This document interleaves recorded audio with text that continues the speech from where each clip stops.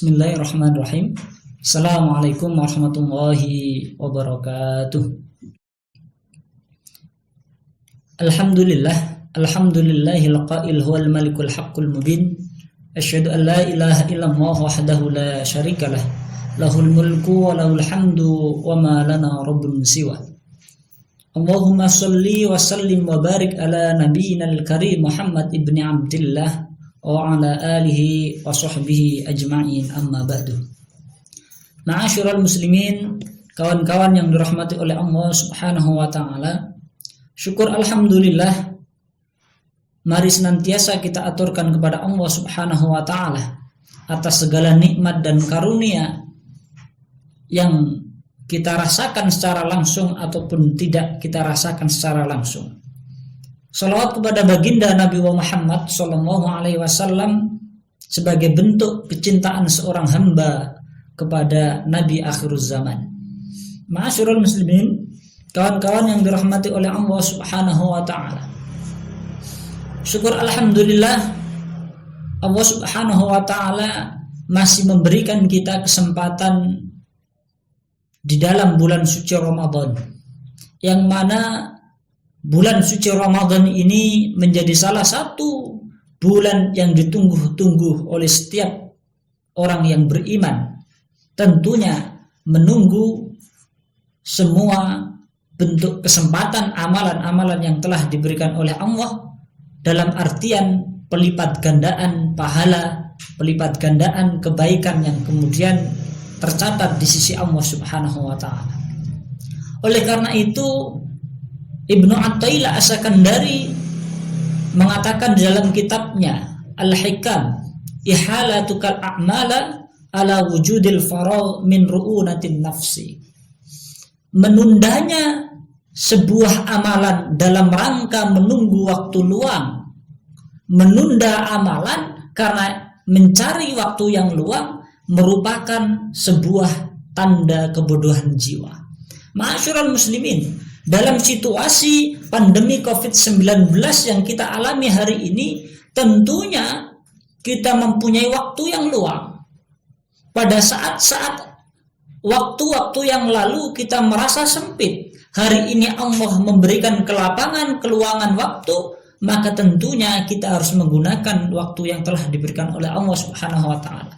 Ma'asyiral muslimin, kawan-kawan yang dirahmati oleh Allah Subhanahu wa taala, dalam rangka memanfaatkan waktu yang telah diberikan oleh Allah Subhanahu wa taala sebagai bukti kehidupan atau sebagai bukti akal yang cerdas, akal yang sehat, yang tidak dalam tanda kutip dikatakan sebagai orang yang bodoh atau orang yang gila, maka kita meluangkan waktu untuk melaksanakan ketaatan, melaksanakan segala tindak kebaikan yang tentunya menjadi sebuah catatan amalan pemberat di sisi Allah Subhanahu wa taala. Ma'asyiral muslimin, kawan-kawan yang dirahmati oleh Allah Subhanahu wa taala. Allah Subhanahu wa taala berfirman, "Basyiril mukhbitin alladzina idza dzukirallahu wajilat qulubuhum was-sabirina 'ala ma asabahum wal muqimis sholata wa mimma razaqnahum yunfikun." Ma'asyiral muslimin, kawan-kawan yang dirahmati oleh Allah, basyiril mukhbitin, berilah kabar gembira kepada orang-orang yang tunduk, berilah kabar gembira kepada orang-orang yang taat. Siapa orang yang taat dan tunduk yang beruntung itu? Alladzina idza dzukirallahu wajilat qulubuhum, yaitu orang-orang yang apabila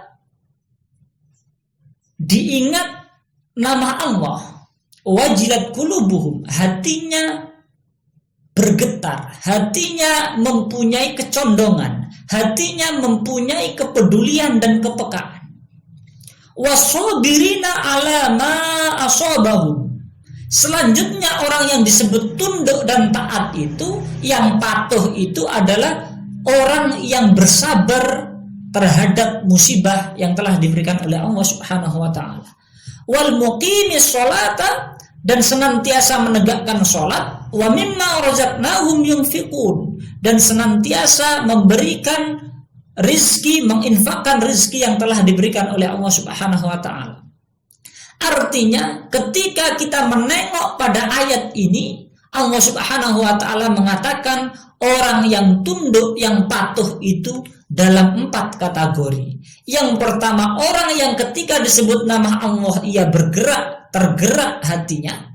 Yang kedua, ia senantiasa sabar dalam setiap musibah. Yang ketiga adalah senantiasa menegakkan sholat. Yang keempat, senantiasa berinfak dalam segala kondisi yang telah diberikan oleh Allah Subhanahu wa ta'ala. Dalam kesempatan sore hari ini, kita akan membahas salah satu daripada indikator ketundukan seorang hamba kepada Allah. Apa itu? Wassobirina ala ma asobahum. Orang yang sabar ketika Allah menimpahkan sebuah musibah terhadap dirinya. Ma'asyiral muslimin, kawan-kawan yang dirahmati oleh Allah Subhanahu wa ta'ala. Sebelum kita membahas lebih lanjut, mari kita kemudian mendengarkan sabda baginda Nabi Muhammad sallallahu alaihi wasallam. Ajaban li amril mu'min, inna kullu umrahu khairun, wa laysa dzaka li ahadin illa al mu'min. In asabathu syarra syakara fa kana lahu khairun, wa in asabathu dharra sabara fa kana lahu khairun lah. Ma'asyiral muslimin, kawan-kawan yang dirahmati oleh Allah Subhanahu wa ta'ala dimanapun kawan-kawan berada. Ajaban li amril mu'min, sungguh menakjubkan perkara orang mukmin. Setiap orang mukmin dinilai istimewa dan sungguh sangat menakjubkan. Kenapa demikian? Inna kullu umrahu khairun, karena setiap perkara orang mukmin itu selalu baik. Wa laisa dzaka li ahadin illal mu'min, dan kita tidak bakal menjumpai orang yang baik selain orang mukmin. In asabatu syarra, kenapa demikian? Ketika ia ditimpa, diuji dengan sebuah musibah yang baik, yang sifatnya adalah kenikmatan, yang sifatnya ia senang, yang sifatnya menjadikan ia gembira dengan hadirnya ujian itu, entah itu materi, entah seorang yang berharap dengan keturunan kemudian hamil lahir seorang keturunan, entah kemudian jabatan yang naik, entah kemudian kesehatan, orang yang sakit ingin sehat kemudian diberikan rasa sehat. Apapun yang sifatnya menjadikan seorang itu bahagia, syakar, maka orang yang beriman itu bersyukur. Wa in asabathu dharra, namun ketika Allah menimpakan ujian yang kemudian tak menjadikan kita enak, mungkin kita tidur tak menjadi tenang karena mungkin kita sakit gigi, ataupun mungkin kita sakit kepala, ataukah mungkin kita ditimpa penyakit-penyakit yang lain, tak terlepas pada kesempatan bulan-bulan ini kita ditimpa oleh Allah, diuji oleh Allah dengan wabah COVID-19, itu pun bagian dari ujian Allah. Sabar, fakana lahu khairun lah. Maka orang mukmin yang beriman kepada Allah, ia sabar. Fakana lahu khairun lah. Maka kesabaran itu menjadi baik bagi diri seorang mukmin itu. Ma'asyiral muslimin, kawan-kawan yang dirahmati oleh Allah, artinya orang yang sabar harus didahului terlebih dahulu dengan keimanan yang melekat terhadap dirinya. Maka orang yang beriman akan berbuah dan berbuah kesabaran. Maka buah dari keimanan diantaranya adalah kesabaran. Maka kesabaran ini menjadi alat bagi setiap manusia yang beriman untuk menghadapi setiap situasi kehidupan. Bukankah Allah Subhanahu wa ta'ala berfirman, wasta'inu bis-sabri was-shalah, mintalah kepada Allah dengan sabar dan sholat. Senada dengan ayat yang kita baca. Apa? Tanda orang yang tunduk kepada Allah itu diantaranya adalah sabar di dalam musibah. Yang kedua adalah wa muqimis shalah, orang yang menegakkan sholat. Artinya dalam setiap situasi ia senantiasa memohon kepada Allah dengan sabar akan adanya. Ma'asyiral muslimin, kawan-kawan yang dirahmati oleh Allah Subhanahu wa taala. Oleh karena itu, Syekh Zain Al-Habsyi mengatakan kesabaran terbagi menjadi 4 hal. Yang pertama, sabar di dalam menghadapi musibah. Ma'asyiral muslimin, kawan-kawan yang dirahmati oleh Allah Subhanahu wa taala. Pada kesempatan kali ini Allah Subhanahu wa taala memberikan ujian kita dengan musibah coronavirus. Maka kesabaran harus dimunculkan. Apa? Sabar dalam menghadapi musibah. Sabar bukan berarti kemudian kita diam, tak melakukan apa-apa. Tetapi sabar dalam artian kita menerima ketentuan Allah wa qana'a bima razaqahullahu azza wajalla. Sebagaimana dikatakan oleh para ulama, salatun man kunna fihi kamul aqluhu. Akan seseorang akan menjadi sempurna ketika ia mempunyai 3 hal. Apa itu? Man arafa nafsah, siapa yang tahu jati dirinya, wa hafidha lisanu, dan ia mampu menjaga lisannya, wa qana'a bima razaqahullahu azza wajalla, dan orang yang mampu menerima ketentuan Allah Subhanahu wa taala. Maka kesabaran yang dimaksud adalah menerima ketentuan Allah, selalu berhusnudzon kepada Allah dalam setiap situasi. Ma'asyiral muslimin, kawan-kawan yang dirahmati oleh Allah Subhanahu wa taala. Maka yang pertama, sabar di dalam menghadapi musibah, menerima ketentuan Allah. Tentunya penerimaan ini tidak kemudian kita menerima lantas kemudian kita berdiam diri, tidak. Maka tentunya kita menerima ketentuan Allah, selanjutnya kita menjemput jalan agar kemudian kita mampu keluar dari sebuah permasalahan. Ikhtiar. Ma'asyiral muslimin, kawan-kawan yang dirahmati oleh Allah. Maka bukti salah satu dari ikhtiar kita ketika Allah menimpakan sebuah musibah dan wabah ini adalah salah satunya dengan menjaga kebersihan yang ada. Selanjutnya kita menjaga kesehatan kita dengan berolahraga. Selanjutnya kita mampu menjaga jarak agar kemudian penularan tidak semakin menyebar secara masif. Ma'asyiral muslimin, kawan-kawan yang dirahmati oleh Allah Subhanahu wa taala. Maka sabar di dalam menghadapi musibah adalah menerima ketentuan Allah, husnudzon kepada Allah, yang selanjutnya kita berikhtiar. Apa obatnya? Maka obat di antara obat yang ada adalah kita berdiam diri di rumah. Agar kemudian kondisi-kondisi yang memungkinkan semakin membesarnya atau semakin meluasnya wabah ini tidak terjadi, agar kemudian pandemi COVID-19 ini mampu terpangkas dan terpotong. Maka kalau kita mengaku bersabar, maka tentunya kita harus menerima. Tidak ada boleh kalimat kita suudzon kepada Allah, oh jangan-jangan Allah tidak cinta, oh jangan-jangan Allah murka. Maka kalimat yang harus kita munculkan adalah husnudzon kepada Allah Subhanahu wa taala. Ma'asyiral muslimin, kawan-kawan yang dirahmati oleh Allah Subhanahu wa taala. Yang kedua, sabar di dalam ketaatan. Yang pertama adalah sabar sabar di dalam musibah. Yang kedua, sabar dalam ketaatan. Artinya Allah Subhanahu wa ta'ala memberikan kita kesempatan hidup dengan segala konsekuensinya. Apa konsekuensi kita? Tentunya Allah Subhanahu wa ta'ala telah mengatakan, wa ma khalaqtul jinna wal insa illa liya'budun. Tidaklah Allah menciptakan jin dan manusia illa liya'budun, kecuali untuk menyembah, beribadah kepada Allah Subhanahu wa ta'ala. Artinya konsekuensi logis dari seseorang ketika ia hidup, ia harus menghamba, ia harus menyembah. Siapa yang harus ia sembah? Allah Subhanahu wa ta'ala.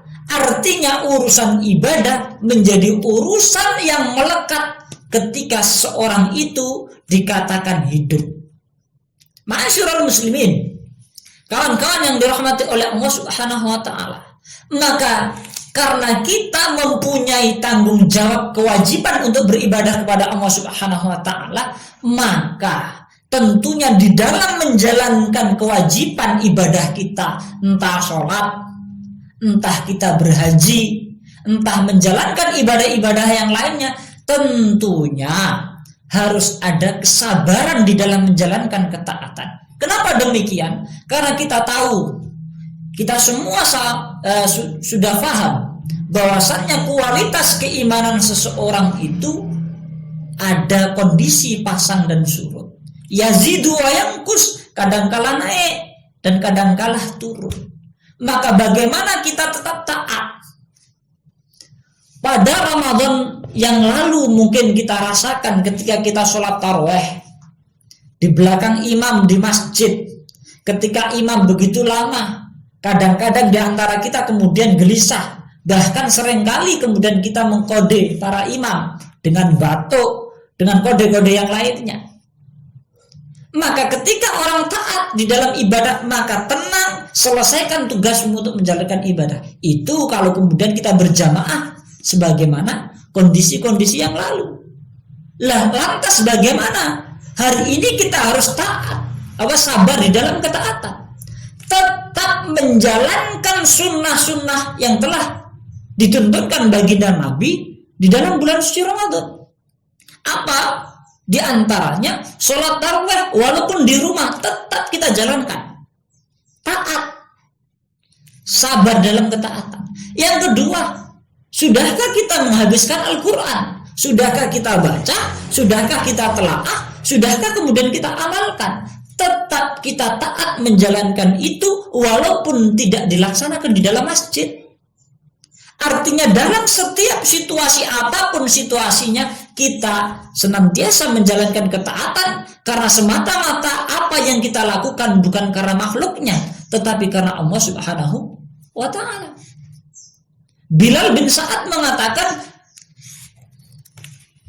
la tangduru ila sighari khati'ati, janganlah engkau melihat kecilnya kesalahan yang engkau lakukan, tetapi kepada siapa sesungguhnya engkau melakukan pembangkangan itu. Ma'asyiral muslimin, kawan-kawan yang dirahmati oleh Allah, artinya kehidupan dunia kita isinya cuma dua. Ketika tidak baik ya buruk, ketika baik dapat pahala dari Allah dengan catatan kebaikan. Yang kedua, ketika buruk maka dapat catatan keburukan. Artinya ketika kita melakukan kemaksiatan dan kedurhakaan sekecil apapun itu, tentunya itu adalah sebuah pembangkangan dan kedurhakaan kepada Allah Subhanahu wa ta'ala. Maka dalam bulan suci Ramadan ini, mari kita tingkatkan kualitas ketaatan kita sebagai bentuk kesabaran di dalam ketaatan. Yang ketiga, sabar untuk tidak mengeluh kepada makhluk. Hari ini banyak kita dengar keluh kesah dari siapapun. Ma'asyiral muslimin, kawan-kawan, semua di antara kita merasakan ujian ini. Di dalam Al-Quran Allah mengatakan, wa idza masyahu syarru jazua wa idza masahul khairu manua. Kebanyakan orang ketika diberikan ujian yang tidak enak, ia mengeluh. Wa idza masahul khairu manua. Namun ketika Allah memberikan ujian yang baik, yang enak, yang nikmat, ia banyak kikir. Ma'asyiral muslimin, maka ketika hari ini Allah menguji dengan pandemi COVID-19 ini, sabar.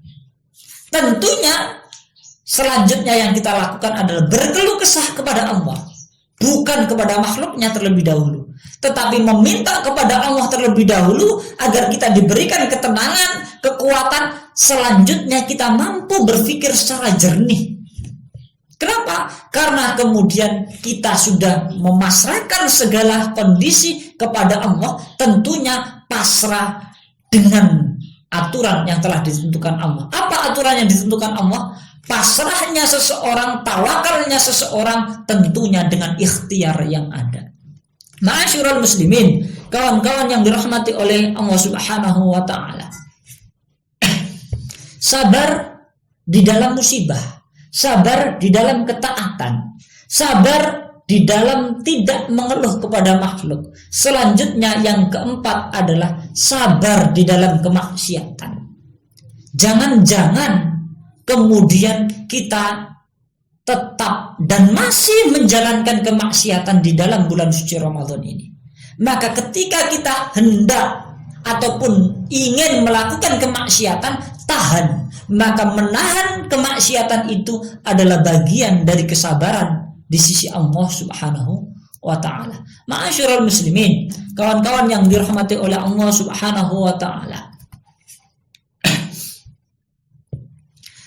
Allah Subhanahu wa ta'ala berfirman, wa nabluukum bisyarri wal khairi fitnah wa nabluwakum bisyarri wal khairi fitnah wa ilaina turja'un.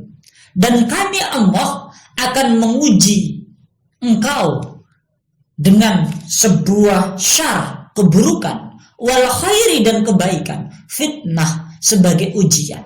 Wa ilaina turja'un, dan sesungguhnya kehidupan kita semua, apapun yang ada di dalam kehidupan kita, bagaimanapun kondisi kehidupan kita, siapapun kita, apapun pangkat kita, wa ilaina turja'un, sesungguhnya kita akan kembali kepada Allah Subhanahu wa ta'ala.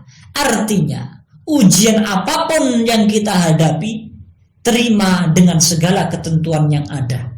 Kalau itu ujian yang baik, terima dengan kesyukuran.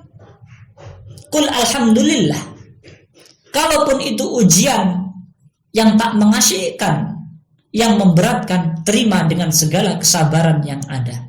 Ma'asyiral muslimin, kawan-kawan yang dirahmati oleh Allah Subhanahu wa ta'ala. Wala khaira fi man aqahul hurru wal burdu kaifa tuktasabu sifatil jaddi.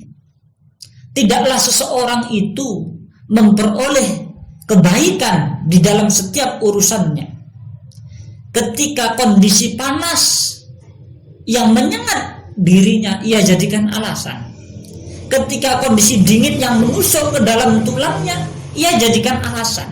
Kaifa tuktasabu sifatil jaddi, maka bagaimana mungkin kita memperoleh sifat kesungguhan, padahal kesuksesan seseorang itu tak terlepas dari kesungguhan. Maka kondisi rintangan apapun, gangguan eksternal ataupun internal, tentunya harus kita hadapi dengan kesungguhan yang ada. Allah Subhanahu wa ta'ala berfirman, am hasibtum an tadkhulul jannah walamma ya'lamillahu alladhina jahadu minkum wa ya'lamas sabirin. Jangan mengira engkau akan masuk surga padahal belum nyata kesungguhanmu. Namun tidak berhenti di sini. Wa ya'lamas sabirin, artinya kesungguhan dan juga kesabaran dirimu. Artinya surga ditempuh dengan kesungguhan, selanjutnya dengan sebuah kesabaran. Maka pantas ketika Allah mengatakan di dalam Al-Quran sebagai bentuk pengingat kita, wasta'inu bisabri wassalah, mintalah kepada Allah dengan sabar dan salat. Ma'asyiral muslimin, kawan-kawan yang dirahmati oleh Allah Subhanahu wa ta'ala, maka sebagai penutup kami sampaikan kepada jamaah semuanya, kepada kawan-kawan semuanya, sabar di dalam menghadapi musibah harus senantiasa ada dalam diri kita. Sabar untuk taat di dalam setiap ibadah kita. Sabar di dalam menghadapi kemaksiatan agar kemudian tidak kita melakukan kemaksiatan yang ada.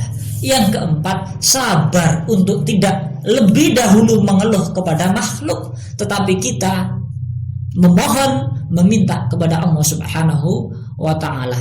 Iyyaka na'budu wa iyyaka nasta'in. Ma'asyiral muslimin, kawan-kawan yang dirahmati oleh Allah Subhanahu wa ta'ala,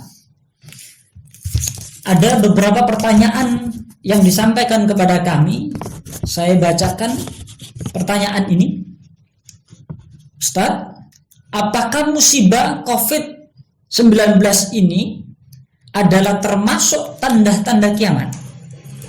Karena beberapa hari ini ada berita mengait-ngaitkan musibah ini dengan teori konspirasi. Ma'asyiral muslimin, Kawan-kawan yang dirahmati oleh Allah Subhanahu wa taala, tentunya ketika kemudian kita menjalankan setiap aturan kehidupan ini, tentunya harus dengan panduan. Apa itu panduannya? Al-Quran dan Sunnah.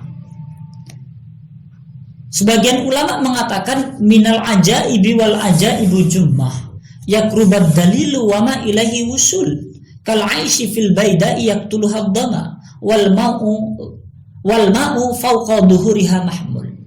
Ada orang yang sangat aneh, ia diberikan petunjuk di depannya tidak ia ambil.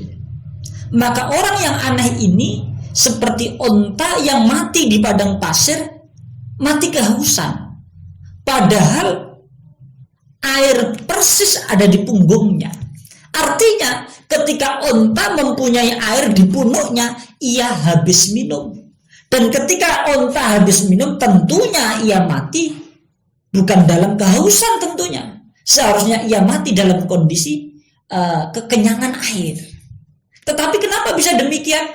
Tak perlu difikirkan. Karena sesungguhnya onta tak berakal, maka biarkan onta mati dalam kehausan, walaupun nyatanya ia tidak kehausan. Tetapi yang perlu kita pikirkan, kita yang berakal, yang diberikan pemikiran oleh Allah, diberikan petunjuk kehidupan Al-Quran, tidak kita gunakan, maka kitalah orang yang paling aneh. Kawan-kawan yang dirahmati oleh Allah Subhanahu wa taala, lantas bagaimana kita mensikapi? Apakah musibah ini bagian daripada tanda-tanda kiamat?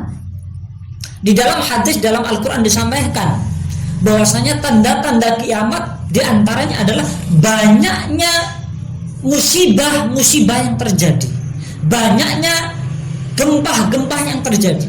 Tentunya kalau kita berpikir sehat, tak mungkin kiamat ini semakin jauh, tetapi tentunya kiamat ini semakin mendekat. Artinya apa? Boleh jadi mungkin tanda kiamat, tetapi kita tidak bisa mengatakan secara eksplisit, tidak bisa mengatakan bahwasanya real ini tanda-tanda kiamat. Kenapa demikian? Wallahu a'lam. Kawan-kawan yang dirahmati oleh Allah Subhanahu wa taala, karena yang tahu hari kiamat hanyalah Allah Subhanahu wa taala. Bahkan baginda Nabi ketika ditanya oleh malaikat Jibril, baginda Nabi hanya memberikan ciri-ciri atau tanda-tandanya perihal kemudian tanda-tanda hari kiamat. Di antara tanda-tanda hari kiamat yang hari ini sudah bermunculan adalah seorang budak yang melahirkan tuannya, seorang ibu yang melahirkan tuannya. Dikandung maksud apa? Dikandung maksud, para ulama menjelaskan, ketika umat Islam sudah mulai menang di daerah-daerah orang kafir, kemudian ia menikahi wanita-wanita di tempat itu, kemudian muncullah seorang anak, maka anak itu adalah anak dari budak mereka. Artinya anak dari sebuah ghanimah, rampasan perang yang diperoleh oleh umat muslim. Ataupun sebaliknya, kondisi yang rusak terjadi, wanita-wanita yang kemudian menjual diri, wanita yang kemudian melepaskan kehormatannya, sehingga kemudian ia mengandung anak dari tuannya, sehingga yang dilahirkan adalah tuannya, karena seseorang itu bernasab atau mengikuti jalur seorang bapak. Ma'asyiral muslimin, kawan-kawan yang dirahmati oleh Allah Subhanahu wa taala, terkait dengan tanda-tanda kiamat tentunya sudah disampaikan baginda Nabi sangat banyak. Di antaranya adalah munculnya musibah-musibah yang banyak pada tahun-tahun itu. Boleh jadi ini bagian daripada tanda-tanda hari kiamat. Wallahu a'lam bishawab. Selanjutnya yang kedua, apakah ini juga kaitan dengan teori konspirasi? Ma'asyiral muslimin, kawan-kawan yang dirahmati oleh Allah Subhanahu wa taala, walan tardha ankal yahudu walan nasara hatta tattabi'a millatahum. Walan tardha, kalimat lam di sini menunjukkan sekali-kali tidak akan, bukan menggunakan kalimat lam atau lamun nafi atau lamun nahyi yang bermakna tidak, tetapi tidak bakal kesampaian. Artinya apa?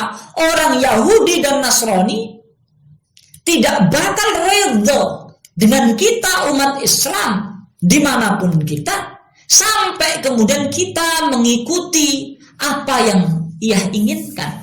Artinya ketika ayat itu kita pahami, tentunya setiap segala siasat akan ia lakukan untuk tercapainya sebuah tujuan yang mereka inginkan. Maka Allah Subhanahu wa taala mengatakan walan tardo, tidaklah mereka akan ridho.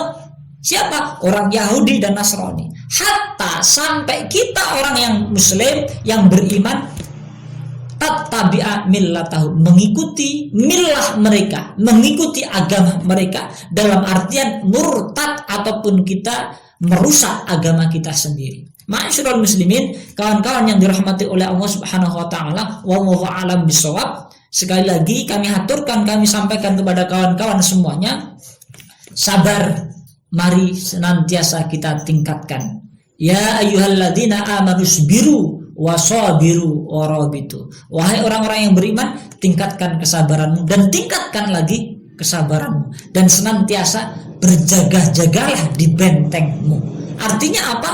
Kita senantiasa mempunyai standar ganda di dalam kehidupan. Kalaulah Allah menguji seperti ini, maka apa yang kita lakukan? Kalaulah Allah menguji seperti ini, apa yang kemudian kita laksanakan? Maka apapun yang telah diberikan oleh Allah Subhanahu wa taala, tentunya harus kita terima dengan segala penerimaan yang baik. Selanjutnya, apapun yang telah diberikan oleh Allah Subhanahu wa taala, tentunya sesuatu yang telah ditimpakan oleh Allah itu adalah sesuatu yang kita mampu untuk menghadapi dan menanggungnya. La yukallifullahu nafsan illa wus'aha. Sebagai penutup, kami sampaikan kepada kawan-kawan semuanya, laisal khaifu man baka, walakinnal khaifu man taraka ma yaqdiru alaih. Tidaklah orang yang takut itu adalah orang yang sekedar menangis, tetapi orang yang takut itu adalah orang yang mampu meninggalkan sesuatu yang ia harus tinggalkan. Apa yang harus ia tinggalkan? Kemaksiatan kepada Allah Subhanahu wa taala. Apa yang harus ia tinggalkan? Kedurhakaan kepada Allah Subhanahu wa taala. Akhirnya mari kita bermohon kepada Allah Subhanahu wa taala agar Allah Subhanahu wa taala mengangkat dan melindungi kita dari terjangkitnya COVID-19. Allahumma inna na'udzubika minal barasi wal junun wal judam wa min sayyi'il asqam. Sekian, kurang lebihnya kami mohon maaf. Nasrun minallahi wa fathun qarib. Assalamualaikum warahmatullahi wabarakatuh.